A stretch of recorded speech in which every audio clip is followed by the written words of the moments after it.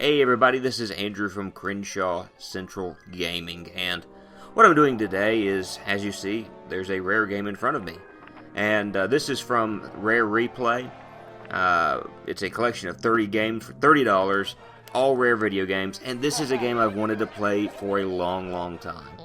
Grabbed by the Ghoulies. It is one of the rare games that I really never did get the opportunity to play. With Rare Replay, I have the chance to do that, and so I'm going to take it. But not only that, I'm going to do something a little bit different for us. I am going to play the game and kind of do an LP for it. Normally we goof around and we play different video games. This is going to be me by myself playing this video game, and I'm having to record this episode kind of post-commentary because of the fact that the original audio track did not turn out the way I wanted it to, and I didn't like the way it sounded. And I'm already realizing a few things that I'm going to have to do in the future in order to improve the LP. But I really want to play this for everyone. I've enjoyed the time that I've had with it, and really and truly this didn't get a lot of fanfare, or rather it didn't get the best of reviews, and it was kind of considered a misstep by Rare. But it is honestly a game that is very enjoyable, and it's one that I believe individuals should try out. So I'm going to go ahead and start into the game, and you see my test run through where I'm kind of playing things ahead of time. And I'm going ahead and starting out making the new file, and of course I'm naming it kind of after my username.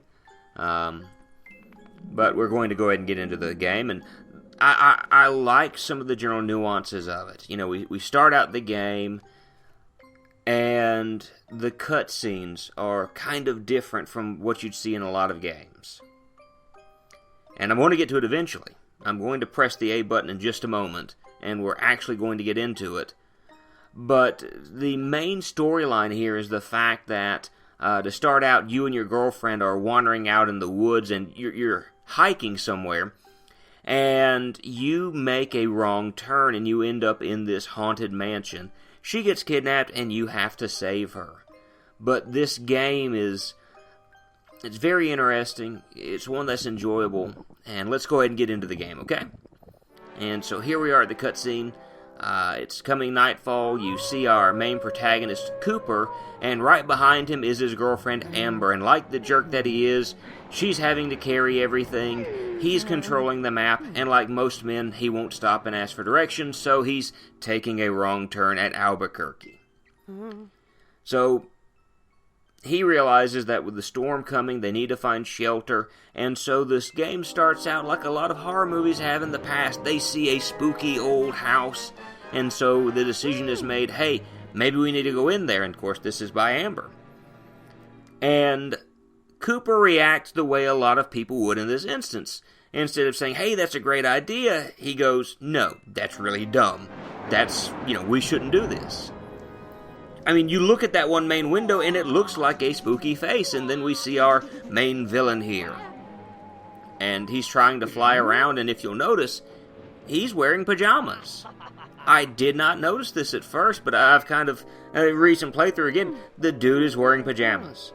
Now, Amber tries to wander into the house, and Cooper is trying to warn her to say, hey, there's a house far away. You mean not too far? Not a house. A village not too far from here. Let's go there.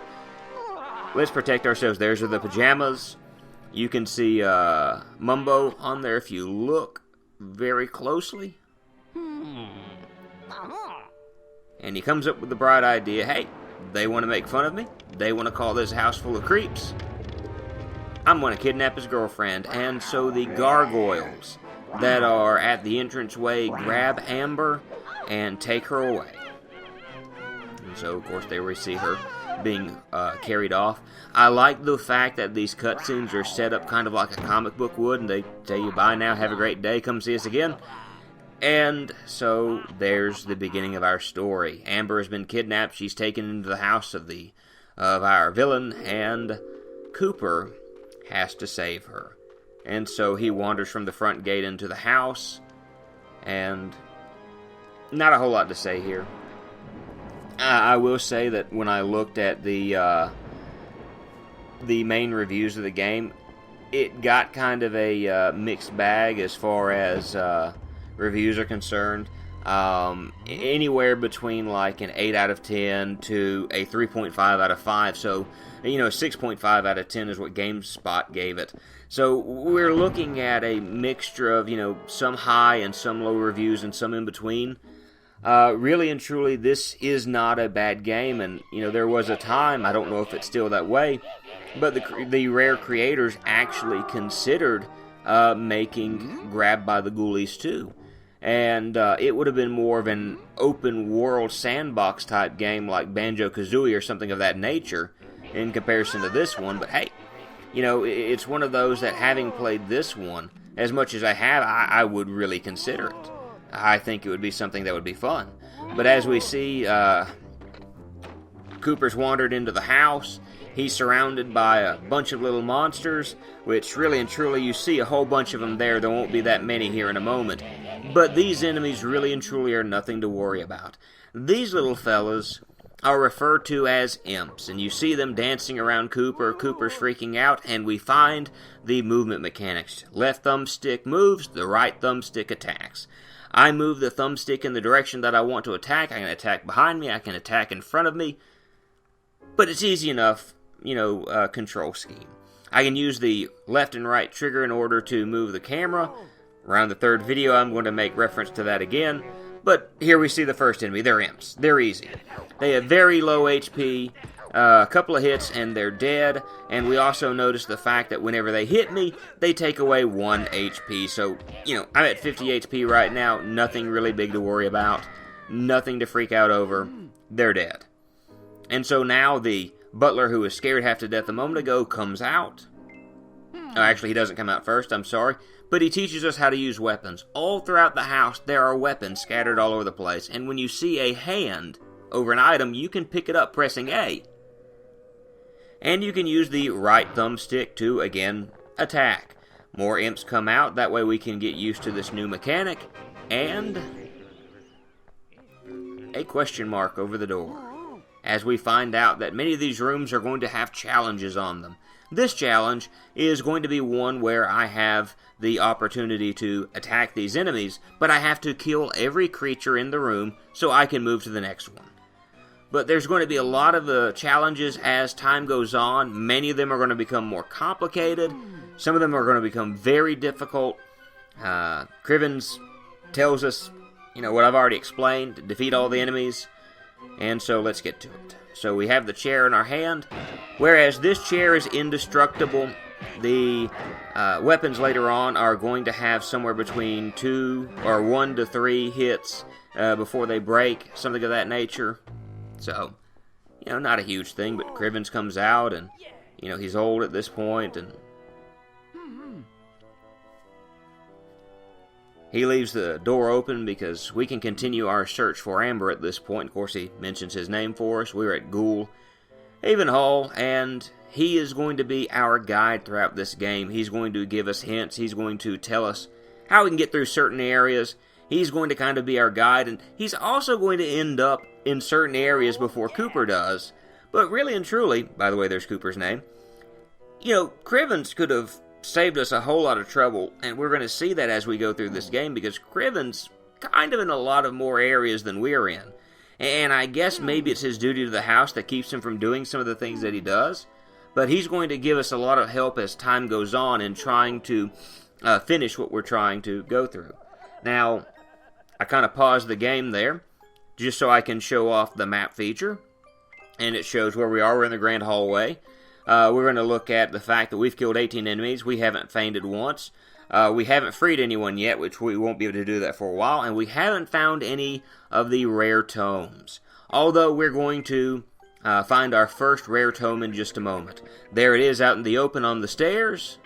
And we walk up to it, and Crivens tells us about it. It's a rare weighty tome. What does it do? Well, the bonus book, if you collect so many of them, there's a challenge section outside of the main game, and if you can finish the challenges getting a platinum trophy, you are able to unlock things such as bonus artwork and things of that nature.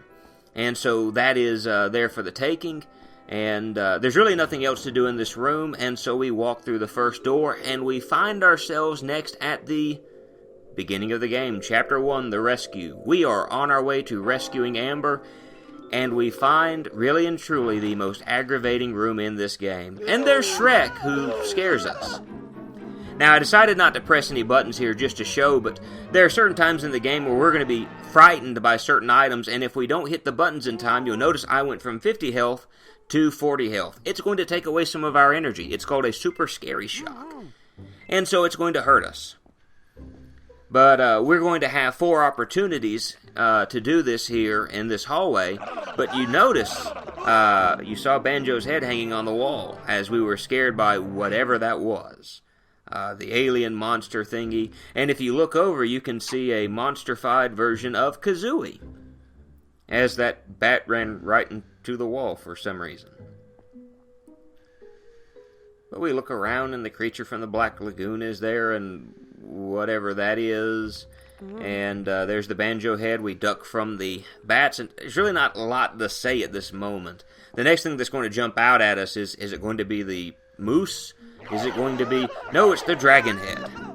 Again, there's not a whole lot to say in this hallway. It gives you the opportunity to kind of get introduced to this, because there are certain times where we're going to have to deal with this little item. But, should have to deal with this. I don't think anymore, but there's another bonus book or tome there on the floor. We pick it up and we leave the hallway. So, not a big deal. It introduces us to that, but it's kind of... It's an aggravating thing to deal with at the very beginning of the game. But now we're in the billiard room. And in the billiard room, we notice there are some skeletons kind of talking with each other. Now, this room doesn't have a challenge on it. Not all rooms are going to have challenges to them. So your option there is to, if there's no challenge, you can walk out. Best thing to do is if you can quickly find the bonus book, which it's right there for you ready for the taking, grab the book, head out in the door, and leave. And that's what I do here. I just leave. Skeletons are trying to attack me, but I say, no, I'll come back for you in a minute. Because I'm literally going to have to come back for them in a minute.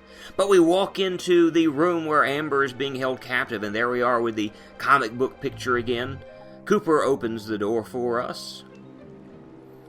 And, again, I really like the way this is set up. It's different for some of the video games back then. And, but anyone who knows any type of movie like this sees her. She's at the fireplace. She wants to be let out. And Cooper celebrates prematurely. And he said, yeah, I got this. I've won the day. Game over, right? No! Anyone who knows anything about any type of scary movie or any action-adventure movie knows that it is a fake fireplace, or a trick fireplace, rather. But it sends a whole bunch of imps into the room, and so Crivens tells us that now she's at the cinema. So she's no longer in the game room, she's in the cinema, and we have to go back through the billiard room. But before we can do that, there are a few things we have to do in the game room. As we see the question mark, and there's a key. So now what we have to do is the key is hidden somewhere around in the room, and we have to find where the key is located. And so he gives us a hint as to where it's at. It's inside a rare item. But the first thing I want to do is I grab a hold of a chair, I get kicked in the shin some by these imps, and I beat them with a chair. But as you can see, if you look, there's a rare item. It has the rare logo on it. So they make it really easy to find the first key. Some of the other ones are going to be a little bit more difficult. But now that I've done that, I'm going to try to look for the tome, and I'm ashamed to say it took a little bit longer than I wanted to. There's some Xbox games. You see Conker's Bad Fur Day, which I know wasn't an Xbox game. But because this was originally an Xbox game, they have a lot of old rare games, but they're set up as, Xbox titles in the green boxes and everything. But the rare tome is actually a whole lot easier to find if I were paying more attention to what I was doing. But I decided to look around and try to see if I can find it, if it's hidden somewhere. In the meantime, I'm also beating up some of the imps, kicking them around. It's really fun beating up the imps because there's really not a whole lot they can do to you at this point. And again, if I were paying more attention to my surroundings, I could have found that mere moments ago. But I wasn't. but if I would just move a little bit, or actually right there in front of me, again, if I were paying attention, I could have found that a whole lot earlier. But again, it's going to send me through back to the billiard room, and now I have to fight against zombies. Not zombies, the skeletons. And I have another brand new challenge, but first, this jerk. Once you're done with kind of the tutorial, which is really and truly all that was, walking me through the tutorial, every room I enter into from this point forward, he changes what my maximum energy is. So there are some rooms where I'm going to have 50, some rooms I'm going to have 5. There are even some rooms where I'm going to have 1, and so when I have 1 energy, 1 hit from an enemy, and I'm dead, no matter what. Slightly annoying to deal with in this game, because there are certain moments where you have a whole lot less energy than you really need, you can really deal with. But that's the way they set the game up, and so something I have to, deal with. But as I enter into this room and I head towards the door, is everything going to be fine? No, it's going to end up slamming in my face, as skeletons come bursting out of the pictures, and the picture sets itself aright. And we have a brand new challenge. The way this challenge works is you see the skull head, and you see a number by it. I have to kill 8 skeletons before I can move into the next room. But it's really easy to do.